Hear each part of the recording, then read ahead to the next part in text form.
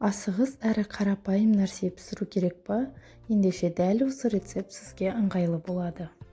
Бөлме температурасында тұрған жұмыртқамызды жарып аламыз, кейін ванилин және қантымызды қосып, барлығын 5-7 минут аралықта миксерлейміз.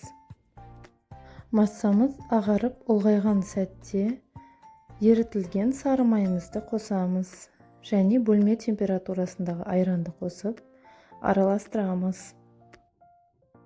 Массамызға елеуіштен өткізген ұнымызды және қопсытқышты қосып, барлығын біркелкі болғанша араластырамыз.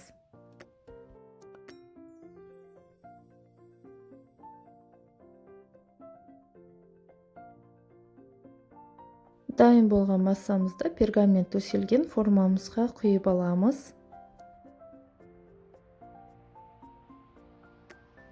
Массамыздың үстінен ежевиканы осылай қойып шығамыз, немесе кез келген сухофрукты қолдансаңыз болады. Пирогымызды қызып тұрған пеште 170 градуста 40-45 минут аралығында пісіріп аламыз. Пирогымыз дайын. Бұл пирогтың негізі дәстүрлі әрі жұмсақ, дәмді болып шығады. Тездетіп дайындап көріңіз. Отбасыңыз немесе қонақтарыңыз қуанышпен бағалайтын болады.